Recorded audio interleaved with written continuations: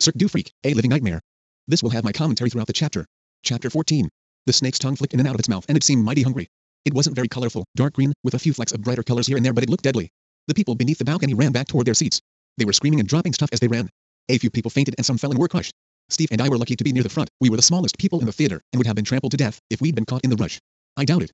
The theater sounded like it was pretty small. The snake was about to slither onto the floor when a strong light fixed itself to the snake's face. The reptile froze and stared into the light without blinking. People stopped running and the panic died down. Those who had fallen pulled themselves back to their feet, and fortunately nobody appeared to be badly hurt. These people are easily scared. It's super annoying because it's unrealistic. There was a sound behind us. I turned to look back at the stage. A boy was up there. He was about 14 or 15, very thin, with long yellowy green hair. His eyes were oddly shaped, narrow like the snake's. He was dressed in a long white robe. The boy made a hissing noise and raised his arms above his head.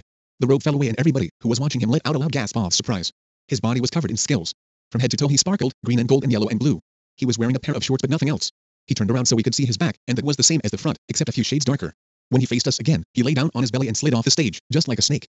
It was then that I remembered the snake boy on the flyer and put two and two together. He stood when he reached the floor and walked toward the back of the theater.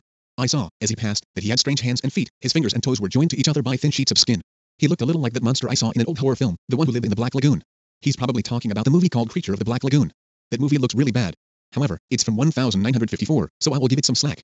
He stopped a few yards away from the pillar and crouched down. The light that had been blinding the snake snapped off and it began to move again, sliding down the last stretch of pole. The boy made another hissing noise and the snake paused. I remembered reading somewhere once that snakes can't hear, but can feel sounds. Actually, snakes can hear airborne sounds, just in a narrow range. The snake boy shuffled a little bit to his left, then his right. The snake's head followed him but didn't lunge. The boy crept closer to the snake, until he was within its range. When he was close enough he reached out, and tickled the snake beneath its chin with his weird webbed fingers. Then he bent forward and kissed it on the nose. The snake wrapped itself around the boy's neck. It coiled about him a couple of times, leaving its tail draped over his shoulder and down his back like a scarf. The boy stroked the snake and smiled. I thought he was going to walk through the crowd, letting the rest of us rub it, but he didn't. Instead, he walked over to the side of the theater, away from the path to the door. He unwrapped the snake and put it down on the floor, then tickled it under its chin once more. The mouth opened wide this time, and I saw its fangs. The snake boy lay down on his back a short distance away from the snake, then began wriggling toward it. He stuck his head in the snake's wide open mouth. The snake boy stayed inside the mouth for a few seconds, then slowly eased out. He wrapped the snake around him once more, then rolled around and around until the snake covered him completely, except for his face. He managed to hop to his feet and grin. He looked like a rolled-up carpet. And that, ladies and gentlemen, said Mr. Tall from the stage behind us, really is the end. He smiled and leapt from the stage, vanishing in midair in a puff of smoke. When it cleared, I saw him by the back of the theater, holding the exit curtains open. The pretty ladies and mysterious blue-hooded people were standing to his left and right, their arms filled with trays full of goodies. I was sorry I hadn't saved some of my money. Steve said nothing while we were waiting. I could tell from the serious look on his face that he was still thinking, and from past experience I knew there was no point trying to talk to him. When Steve went into one of his moods, nothing could jolt him out of it. When the rows behind us had cleared out, we made our way to the back of the theater. I brought the stuff I bought with me. I also lugged Steve's gifts, because he was so wrapped up in his thoughts, he would have dropped them or left them behind.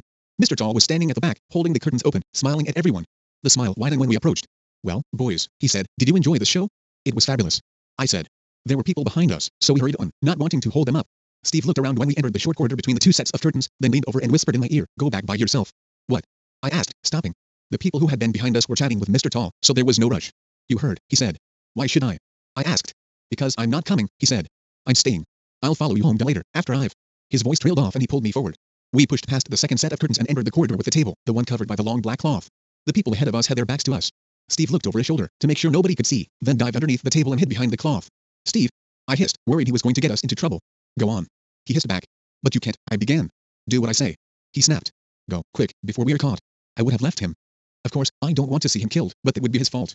Again, I would have called the police after I left because of the Wolfman incident. I didn't like it, but what else could I do? Steve sounded like he'd go crazy if I didn't obey him. I'd seen Steve get into fierce rages before and he wasn't someone you wanted to mess with when he was angry. Who gives a care about Steve? He's crazy because he wants to stay. I would still leave him there. I started walking, turned the corner, and began down the long corridor leading to the front door. I was walking slowly, thinking, and the people in front got farther ahead. I glanced over my shoulder and saw there was still nobody behind me. And then I spotted the door. It was the one we'd stopped by on our way in, the one leading up to the balcony. I paused when I reached it and checked behind one last time. Nobody there. Okay, I said to myself, I'm staying. I don't know what Steve's up to, but he's my best friend. If he gets into trouble, I want to be there to help him out. Before I could change my mind, I opened the door, slipped through, shut it quickly behind me, and stood in the dark, my heart beating as fast as a mouse as I stood there for a long time, listening while the last of the audience filed out. I could hear their murmurs as they discussed the show in hushed, frightened, but excited tones. Then they were gone and the place was quiet. I thought I'd be able to hear noises from inside the theater, people cleaning up and putting the chairs back in place, but the whole building was as silent as a graveyard. I climbed the stairs. My eyes had gotten used to the dark and I could see pretty well. The stairs whirled and creaky and I was half afraid they would snap under my feet and send me hurtling to my death, but they held. When I reached the top I discovered I was standing in the middle of the balcony. It was very dusty and dirty up there, and cold, too. I shivered as I crept down toward the front. I had a great view of the stage. The lights were still on and I could see everything in perfect detail. Nobody was around, not the freaks, not the pretty ladies, not the blue hoods, not Steve. I sat back and waited. About 5 minutes later, I spotted a shadow creeping slowly toward the stage.